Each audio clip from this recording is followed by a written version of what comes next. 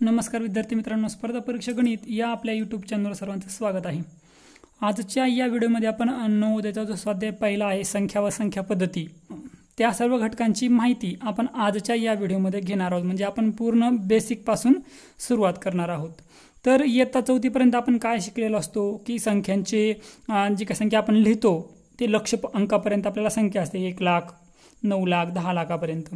त्यानंतर काय असतं, संख्यांची स्थानिक किंमत, दर्शनी किंमत असते, समसंख्या विषम संख्या असतात आपल्याला, बरोबर। आणि मग आता या व्यतिरिक्त यामध्ये नवीन काय काय आहेत किंवा नवीन आपल्याला सर्व कुठल्या कुठल्या गोष्टी लक्षात ठेवायच्या आहेत ते सर्व आपण आजच्या व्हिडिओमध्ये पाहणार आहोत। बघा मग आता इथं काय करायचं आपल्याला, संख्येची मांडणी त्याच्या स्थानानुसार करायची आहे। आता स्थान म्हणजे काय, तर त्या संख्येचं ठिकाण, थोडक्यात की संख्या कोणत्या ठिकाणी आहे, उजवीकडून डावीकडे अशी त्या संख्यांची मांडणी असते। मग इथे तुम्हाला मांडून दाखवलेलं आहे। आपल्याला कुठपर्यंत संख्या असतात, तर दशअब्जपर्यंत संख्या असतात। म्हणजे एकक, दशक, शतक, हजार, 10,000, लक्ष, दशलक्ष, कोटी, 10 कोटी, अब्ज आणि दशअब्ज। याची मांडणी कशी करायची असते, तर दशअब्जपर्यंत संख्या दिल्या असतील तर दशअब्ज आणि अब्ज हा 1 करायचा आहे, 10 कोटी कोटी आहे हे 1 करायचं आहे, त्यानंतर दशलक्ष लक्ष हे 1 करायचं आहे, 10,000 हजार हे 1 करायचं आहे, शतक वेगळं, दशक वेगळं आणि एकक वेगळं, हे 3 घटक मात्र वेगळे असतात। म्हणजे आता ही संख्या काय होत आहे, हे 21 कोटी, 21 अब्ज, हे 50 कोटी, 74 लक्ष, 12,009 ही आपली संख्या होत आहे। हे फक्त तुम्हाला काय लक्षात ठेवायचं आहे की उजवीकडून तुम्हाला काय लक्षात ठेवायचं आहे, हे जे संख्या दिलेल्या आहेत यामध्ये ज्या ज्या ठिकाणी शून्य आहेत त्या त्या ठिकाणचे शून्य लक्षात घेऊन आपल्याला संख्या लिहायची असते। परीक्षेमध्ये आपल्याला अशा प्रकारचा प्रश्न असतो, ही संख्या दिलेली आहे आणि आपल्याला सांगितलं असतं याचं वाचन कशा प्रकारे केलं जाऊ शकतं, तर याचं वाचन आपल्याला करायचं आहे। पण आता यामध्ये तुम्हाला एवढं सोपं तर विचारणार नाहीत आपल्याला, मग यामध्ये तुम्हाला काय लक्षात ठेवायचं आहे, तर यामध्ये तुम्हाला 1-2 गोष्टी विचारू शकतात। त्यातली सगळ्यात महत्त्वाची गोष्ट जी आहे ती आहे म्हणजे उजवीकडून डावीकडं किंमत 10 पटांनी वाढत जाते। किंमत जी आहे ती 10 पटीने वाढत जाते। म्हणजे याच्या किमतीपेक्षा ही 10 पटीने वाढते, याच्या किमतीपेक्षा ही 10 पटीने वाढते। पट म्हणजे गुणुले 10 या अंकाने या प्रमाणामध्ये वाढत असते, लक्षात घ्या। तर मग आता समजा याच ठिकाणी 9 आहे आणि या ठिकाणी पण 9 आहे, दोन्ही ठिकाणी 9 आहे, एककला 9 आहे, दशकला 9 आहे, तर 9 दशकची किंमत काय असते बरं, 90 असते। समजा 9 शतक असेल तर एवढं आपल्याला येतच, 9 शतक म्हणजे किती असतं, 900। मग आता 9ला कितीने गुणल्यास 90 येतं बघा बरं, 9 10 90 म्हणजे 10ला गुणलेला आहे, 10नेच तुम्ही 90ला गुणून बघा 900 येतं, म्हणजे 10 पटीने किंमत वाढत जाते, एवढं लक्षात ठेवायचं। याची मांडणी कशी करायची, मग आता संख्या वाचन तर करायला सांगितलेलं आहे, तर मग याचं कसं वाचन करायचं, तर आपण काय करतो लगेच परीक्षेमध्ये, एकक, दशक, शतक, बरोबर, हजार, 10,000, लक्ष, दशलक्ष। आता दशलक्षपर्यंत संख्या आली म्हणजे ही 7 अंकी संख्या आहे, तर मग याचं मांडणी कशी करायची, हजारच्या तिथे 1 कॉमा देऊन टाकायचा, एकक, दशक, शतक सोडून 1000ला कॉमा द्यायचा, 1000 पण आहे 10,000 पण आहे, म्हणजे 10,000 झाला की परत कॉमा द्यायचा, लक्ष पण आहे दशलक्ष पण आहे, मग इकडे तर काय अंकच नाही आहे। म्हणजे याचा अर्थ किती लक्ष झाले, आता हे 5 आणि 9, 5वर 9 किती झाले, मग ते 59 झाले, बरोबर। काय म्हणणार मग आपण याला, हे 59 हे लक्ष किंवा लाख। पुढं काय आहे, हे किती आहेत बघा, एकक, दशक, शतक, हजार, 10,000, म्हणजे 4 10,000 किंवा या दोघांचं मिळून काय तयार होतं बघा, 40 तयार होतं। म्हणजे याचा अर्थ हे किती आहेत, हे 40,000। आता शतक ठिकाणी काहीच नाहीये, दशक ठिकाणी 2 आहे, 2 दशक म्हणजे किती तयार झाले, 20, आणि एकक ठिकाणी काहीच नाहीये, म्हणजे काय संख्या तयार झाली, 59 लक्ष 40,000 20। पुढची संख्या बघा, एकक, दशक, शतक, हजार, 10,000, लक्ष, दशलक्ष, कोटी। मांडणी करून घ्या, 1000 पाशी एक चिन्ह देऊन टाकायचं आहे स्वल्पविरामाचं, त्यानंतर 1000 10,000 सोडून झाले की मग एक चिन्ह द्यायचं आहे, लक्ष दशलक्ष आलात आहे, लक्ष दशलक्ष झालं की एक चिन्ह सोडून द्यायचं आहे, म्हणजे हे झालं कोटी। किती कोटी आहेत, 1 कोटी आहेत, पाहायचं आहे लगेच पर्यायामध्ये काय होत आहे उत्तर, हे 1 कोटी। त्यानंतर हे 9वर 8 किती झाले बघा, 98 झाले, बरोबर। म्हणजे याचा अर्थ हे किती आले, 98 लक्ष किंवा लाख, तुम्हाला जे सोपं वाटेल किंवा पर्यायात आहे तसं लिहू शकता। त्यानंतर हे 7वर 0 70 झाले, हे 70,000, शतक ठिकाणी 4 आहे, म्हणजेच काय झालं ते 400, आणि पुढे किती आहे 2, हे झालं आपल्या संख्यांचं वाचन. मग आता पुढं काय लक्षात ठेवायचं आहे की प्रत्येक अंकाची स्थानिक किंमत आणि दर्शनी किंमत असते. तर स्थानिक किंमत कशी ठरत असते, तर प्रत्येक अंकाची स्थानिक किंमत ही त्या संख्येतील अंकाच्या स्थानावरून ठरते. म्हणजे एकक स्थानी आहे का, दशक स्थानी आहे का, शतक स्थानी आहे, या पद्धतीने. एक उदाहरणादाखल जर बघितलं आपण, संख्या मांडलेली आहे 18,573. यामध्ये आपल्याला विचारलेलं आहे 8ची स्थानिक किंमत. तर 8 कोणत्या स्थानावर आहे, एकक, दशक, शतक, हजार. हजार म्हणले की आपण काय करतो, त्याच्या पुढं 3 शून्य देतो, म्हणजे याचा अर्थ याची किंमत किती आहे, 8000. तशा पद्धतीने आपण बाकी सर्व अंकांच्या किमती लिहू शकतो की 3 आहे, 3 काय आहे, एकक आहे, तर 3ची किंमत काय असणार आहे, 3च असणार आहे. 7 दशक आहे, 7 दशक म्हणजे 70. 5 शतक आहे, 5 शतक म्हणजे 500. अशा पद्धतीने आपण किमती लिहू शकतो. पुढचं आहे अंकाची दर्शनी किंमत. आता दर्शनी किंमत कशी असते, समजा हीच वरची संख्या आहे 18,573. यामध्ये मी 8लाच अधोरेखित करतो. परत बघा कितीला अधोरेखित केलेला आहे, 8लाच अधोरेखित केलेला आहे. तर आपल्याला विचारलेलं असतं परीक्षेमध्ये बघा की अधोरेखित संख्येची, अधोरेखित म्हणजे याचा अर्थ ज्याच्या खाली रेष मारलेली आहे ती संख्या. तर अधोरेखित संख्येतील स्थानिक दर्शनी किंमत यातील फरक किती, असं आपल्याला विचारलेलं असतं परीक्षेमध्ये. म्हणजे याची स्थानिक किंमत आपण बघितलेली आहे, किती आहे स्थानिक किंमत, 8000. दर्शनी किंमत म्हणजे ज्या अंक ज्या ठिकाणी आहे फक्त तोच अंक जशाला तसा आपल्याला लिहायचा आहे, त्याच्यामध्ये काही वाढवायचं नाही. तर आपल्याला एकक, दशक, शतक, हजार, 10,000, लक्ष मोजायची सुद्धा गरज नाही. दर्शनी किंमत म्हणजे आहे तो अंक. 5ची दर्शनी किंमत 5, 7ची दर्शनी किंमत 7, 3ची दर्शनी किंमत 3, 1ची दर्शनी किंमत 1. या पद्धतीने दर्शनी किमती असतात. मग आपल्याला पुढं काय दिलेलं आहे, तर संख्यांचे प्रकार आहेत आपल्याकडं. आता संख्यांचे प्रकार आपल्याला माहीत असलेले 2च प्रकार असतात, समसंख्या आणि विषम संख्या.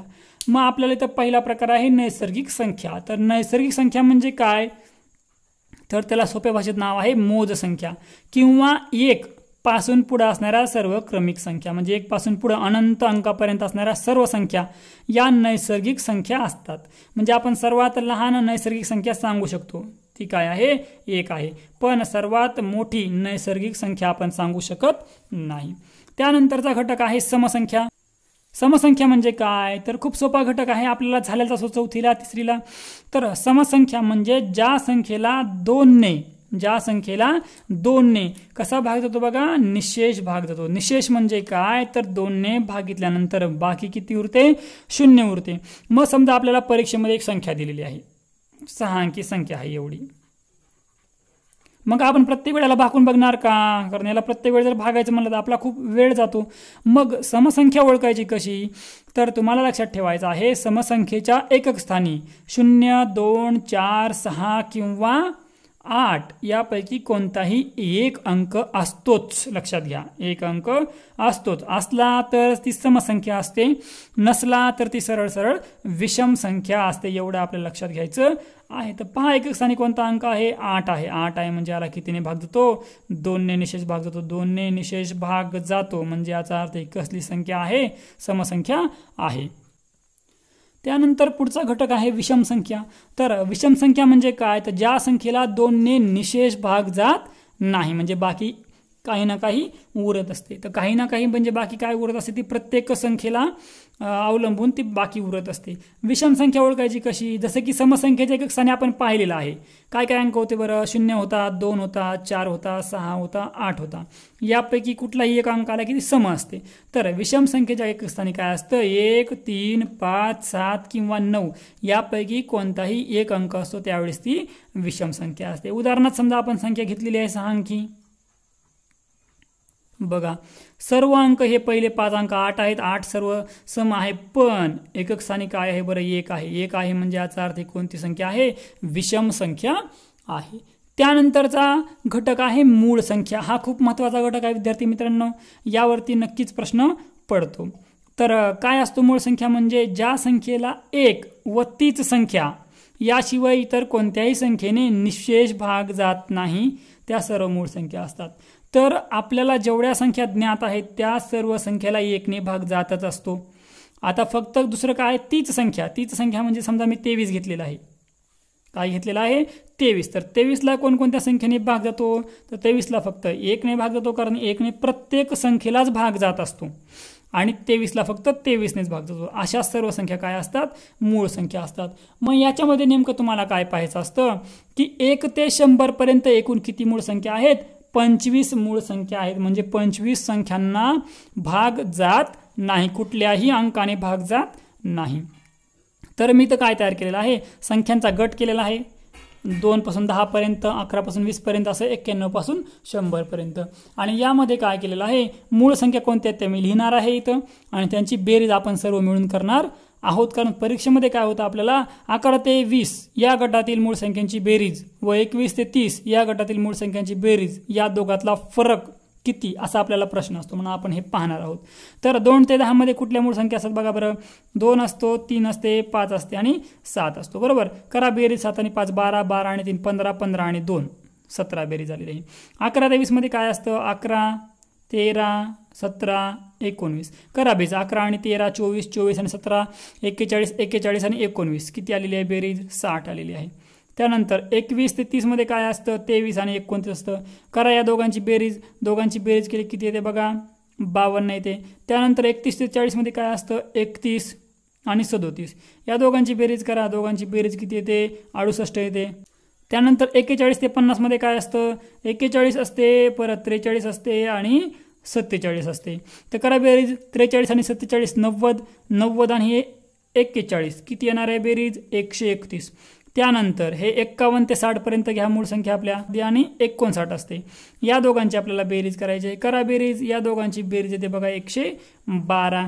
त्यानंतर 61 ते 70 या गटामध्ये 61 आहे आणि 67 आहे. या दोघांची बेरीज करा बरं. बेरीज येते 128. त्यानंतर 71 ते 80 पर्यंत आहे. 71 आहे, 73 आहे आणि 79 आहे. यांची आपल्याला बेरीज करायची आहे. करा बरं यांची बेरीज. यांची बेरीज येते बघा 223.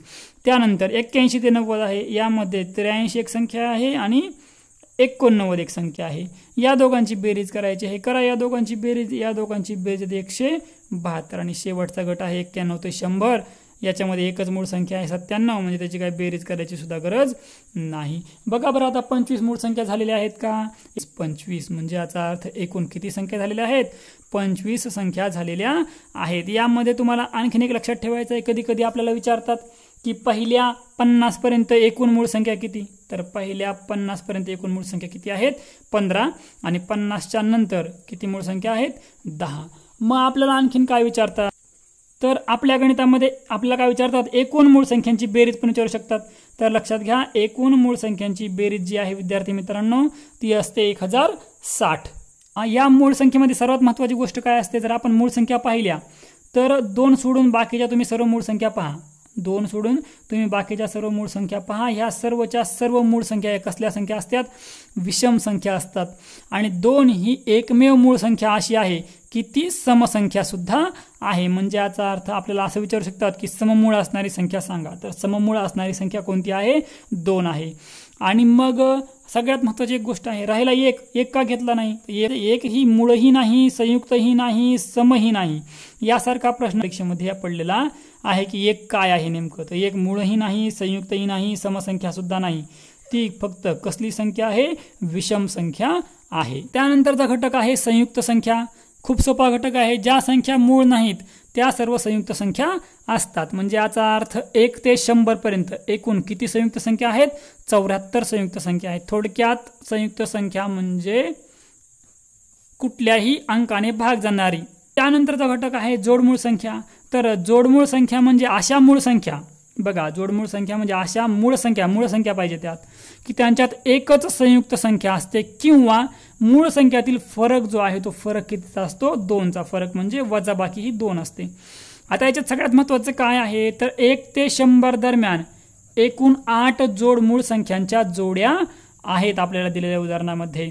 तर तुम्ही या ठिकाणी व्हिडिओ पॉज करून तुम्ही मूळ संख्येमध्ये सुद्धा स्वतःहून आपण जोडमूळ संख्यांच्या जोड्या तयार करू शकतो. मी तुम्हाला आता व्हिडिओ पॉज करून तुम्ही तयार करू शकता. मी तुम्हाला इथे लिहून दाखवतो आहे. पहिली जोडी आहे 3 व 5. या दोघांमध्ये बघा फक्त एकच अंक आहे तो म्हणजे 4, किंवा 5 मधून एक संयुक्त संख्या झाली, ठीक आहे. 5 मधून 3 गेले, किती फरक आला बरं? 2. म्हणजे याचा अर्थ हा एक जोडमूळ संख्येचा गट आहे. आता मी तुम्हाला दुसरी संख्या घेऊन दाखवतो. समजा मी काय घेतलं? 3 आणि 7 घेतलं. तर 3 आणि 7 मध्ये बघा बरं किती संख्या आहेत, 4 आहे, 5 आहे, 6 आहे, म्हणजे 3 3 संयुक्त संख्या आहेत. आपल्याला किती संयुक्त संख्या पाहिजे बरं, एकच संयुक्त संख्या पाहिजे, किंवा या दोघातला फरक किती आला पाहिजे, 2 आला पाहिजे. बघा बरं 7 मधून 3 गेल्यास 2 उरतात का, नाही उरत, म्हणजे ही काय जोडमूळ संख्येची जोडी नाही. अशा पद्धतीने आपल्याला जोड्या शोधायच्या आहेत. तर पहिली जोडी झाली 3 व 5, दुसरी जोडी होते 5 व 7, त्यानंतर तिसरी जोडी होते बघा 11 व 13, त्यानंतर आणि नंतर होते 71 व 73. या संख्या 8 संख्या ज्या आहेत त्या जोडमूळ संख्यांच्या जोड्या आहेत. त्यानंतरचा घटक काय आहे बघा, सहमूळ संख्या. तर सहमूळ संख्या म्हणजे काय, तर दोन संख्यांचा विभाजक 1 असावा लागतो, फक्त 1, म्हणजे त्यांना फक्त 1नेच भाग जावा लागतो, म्हणजे इतर कुठल्याही समानांकाने त्या दोन संख्यांना भाग जात नाही. आता सगळ्यात महत्त्वाची गोष्ट काय असते, सहमूळ आहे म्हणून आपण कन्फ्यूज होतो की बाबा सहमूळ आहे म्हणजे ती मूळ असणारच आहे. तर लक्षात ठेवा, सहमूळ संख्या या मूळ असोत किंवा नसोत त्याने आपल्याला काही फरक पडत नाही, त्यांना फक्त कितीने भाग गेला पाहिजे, 1ने. अशाही काही संख्यांचे गट असतात किंवा भरपूर संख्या असतात गट असण्यात म्हणण्यापेक्षा, त्यामुळे ते आपल्याला प्रत्येक वेळी करून पाहावं लागतं. तर सहमूळ संख्येचं एक नाव तर माहिती आहे, सहमूळ संख्या. दुसरं नाव सर्वांनी लक्षात ठेवायचं आहे, कारण कधी कधी परीक्षेमध्ये विचारू शकतात की सापेक्ष मूळ संख्या यापैकी कोणती आहे सांगा. त्यामुळे सापेक्ष मूळ म्हणजेच काय, तर सहमूळ हेच त्याचं नाव आहे. उदाहरणार्थ समजा मी काय घेतलेलं आहे, 9 आणि 25 घेतलेलं आहे. मला सांगा बरं 9 मूळ आहे का, नाही. आत्ताच आपण मूळ संख्या बघितलेल्या आहेत. 25 मूळ आहे का, नाही. मग काय आहे नेमकं, तरी तर करून दाखवतो. 9ला कशा कशाने भाग जातो, 1ने जातो, 3ने जातो, 9ने जातो, बरोबर. म्हणजे 1ने भाग गेलाय, त्याच संख्येने भाग गेलाय, पण दुसऱ्या पण संख्येने भाग गेलाय, म्हणजे ही मूळ नाहीये. त्यानंतर 25 घेऊयात. आता 25ला बघा 1ने जातो, 5ने जातो, 25ने जातो. आता हे जे अवयव आहेत 9चे आणि हे जे अवयव आहेत 25चे, या दोघांमध्ये कोणता अवयव सारखा आहे मला सांगा बरं. यामध्ये सारखा एकच अवयव तो म्हणजे 1, म्हणजे याचा अर्थ 9 व 25 ह्या सहमूळ संख्या आहेत. हे त्याचं उदाहरण आहे. आणखीन एक उदाहरण जर बघायचं झालं तर बघा,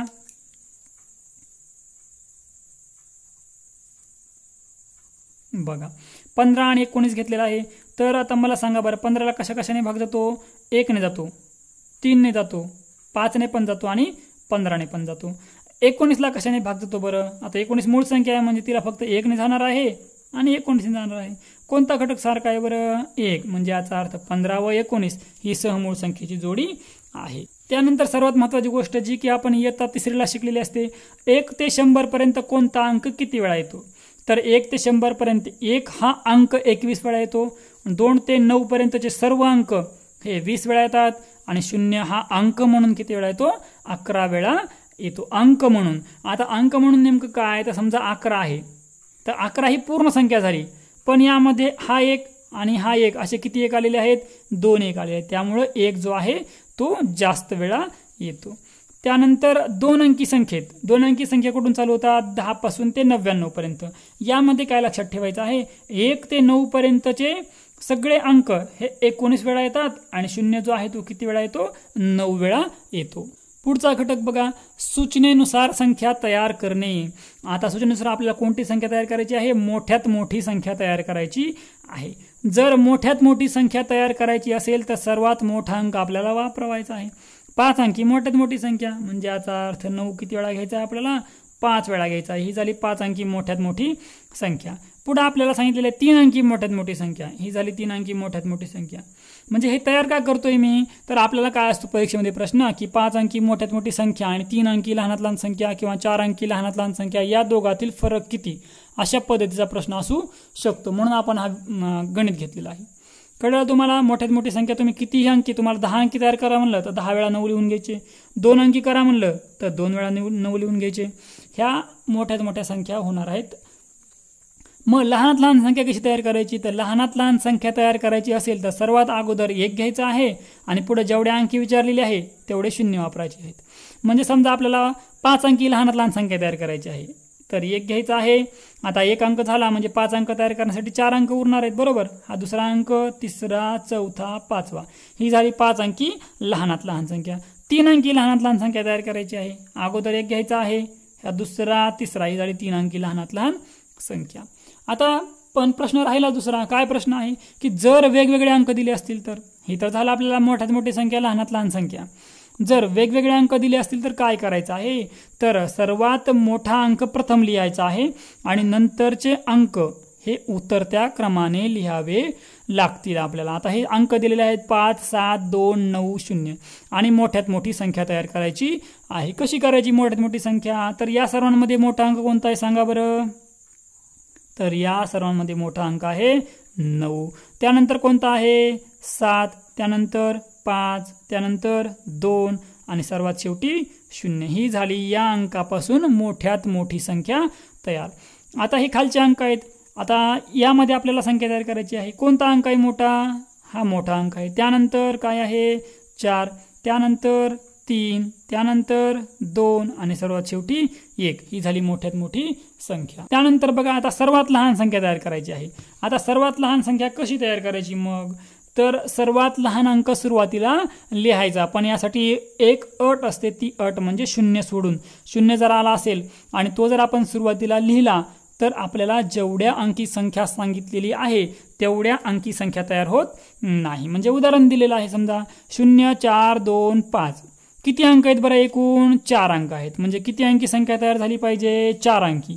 मी जर 0 सुरुवातीला मांडला, हा 0, त्यानंतर 2, 4, 5, कारण लहान संख्या तयार करायची आहे त्यामुळे चढता क्रम मांडतो आपण। आता ही झाली का बरं हजारातली संख्या, नाही, कारण 4 अंकी संख्या ही हजारातली असते। हिला कसं वाचणार आपण, 245, मग इथं 3 अंकी संख्या झाली, म्हणून 0 सुरुवातीला लिहायचा नाही। मग काय करायचं आहे, नंतर सर्व अंक चढत्या क्रमाने लिहायचे आहेत आणि मग काय करायचं आहे, आता बघा इथं काय आहे, लहान संख्या तयार करायची आहे। सगळ्यात लहान अंक कोणता आहे, 0 सोडून 2 आहे, म्हणून सुरुवातीला काय घ्यायचं आहे 2, त्यानंतर मग 0 घ्यायचं आहे, मग 4 आणि मग 5। ही झाली या अंकापासून बनणारी लहानात लहान संख्या। त्यानंतर काय आहे बघा इथं आता 5 अंक दिलेले आहेत, मग आता लहानी तयार करायची आहे। तर सर्वात लहान अंक कोणता आहे बरं, आपल्याकडं 1 आहे, म्हणून काय घेतला 1, त्यानंतर काय घ्यावं लागेल 0, त्यानंतर काय घ्यावं लागेल 5, त्यानंतर 7 आणि सर्वात शेवटी 9। अशा पद्धतीने आपल्याला संख्या तयार करायच्या आहेत। त्यापुढचा घटक खूप महत्त्वाचा आहे, यासारखे बरेच प्रश्न पडलेले असतात। तर 2 किंवा 3 अंक देऊन, म्हणजे आपल्याला फक्त असेच अंक दिलेले आहेत आपल्याला किंवा अशा पद्धतीचे अंक दिलेले आहेत, आपल्याला सांगितलेलं आहे। आता पुढे सूचना काय आहे, एक अंक प्रत्येकी एकदाच वापरून, म्हणजे एक अंक एकाच वेळी वापरायचा आहे। 4 अंकी किंवा 5 अंकी मोठ्यात मोठी व लहानात लहान संख्या तयार करणे। तर एक अंक आपण प्रत्येकी एकदाच वापरून ह्या संख्या कधीही तयार करू शकत नाही। एक अंक एक वेळा वापरला की ती संख्या 4 अंकी, जेवढे अंक दिलेत तेवढ्याच अंकी राहणार आहे, त्यामुळे सूचना इथं आपल्याला वापरता येणार नाही। मग काय करायचं आहे, तर संख्या बघा आता काय मोठ्यात मोठी संख्या तयार करायची आहे। तर मोठ्यात मोठी संख्या कशी तयार करायची, दिलेले अंक उतरत्या क्रमाने लिहायचे आहेत आणि लिहिताना मोठा अंक जास्तीत जास्त वेळा लिहायचा आहे। यासाठी मी संबंधासाठी मुद्दा म्हणून 4 उदाहरणं घेतलेली आहेत। तर इथं मी तुम्हाला काय करून दाखवत आहे, 5 अंकी त्याचबरोबर 4 अंकी संख्या यात दिलेल्या अंकापासून करत आहे। तर दिलेले अंक आपले किती अंकी आहेत बघा बरं, 3च आहेत, 1, 2, 3 प्रत्येकात 3च आहेत। मग मोठ्यात मोठी संख्या तयार करायची आहे, तर करूया, खूप सोपं आहे। आता मोठा अंक कोणता आहे बघा, 5 अंकी तयार करतोय, म्हणजे 5 अंक झाले पाहिजे। तर मोठा अंक कोणता आहे, 9 आहे, तो घ्यायचा जास्तीत जास्त वेळा।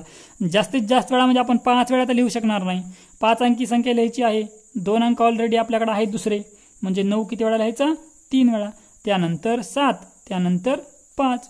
आता ही संख्या आहे, यामध्ये मोठा अंक काय आहे, 4 आहे, तो लिहायचा 3 वेळा, नंतर 2 आणि त्यानंतर 0, त्यानंतर काय आहे बघा 1, 9, 7 आहे, कोणता अंक आहे मोठा, 9 आहे, तो लिहून घ्यायचा 3 वेळा, त्यानंतर 7 आहे, त्यानंतर 1 आहे।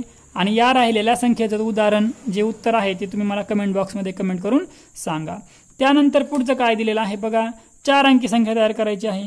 तर मग 4 अंकी करताना मोठा अंक 2च वेळा घ्यायचा आहे आणि मग 7, मग 5, त्यानंतर इथे तसंच आहे, हा 2च वेळा घ्यायचा आहे, नंतर 2, 0, त्यानंतर काय आहे मोठं 9 आहे, 9 2च वेळा घ्यायचा आहे, त्यानंतर 7, त्यानंतर 1। याचं उत्तर तुम्ही मला सांगू शकता। त्यानंतर आहे लहानात लहान संख्या। आता आपण मोठ्यात मोठ्या संख्या बघितल्या, आता लहानात लहान। मग लहानात लहान असताना काय करायचं आहे, लहानात लहान संख्या काढताना काय करायचं आहे नेमकं, तर दिलेले अंक चढत्या क्रमाने लिहायचे आहेत आणि लहान अंक जास्त वेळा लिहायचा आहे। 0 सुरुवातीला आपण घेऊ शकत नाही, कारण 0 सुरुवातीला घेतला तर तुम्हाला सांगितलेलंच आहे ती संख्या जेवढे अंक आपल्याला दिलेले आहेत तेवढ्या अंकी ती संख्या तयार होत नाहीत.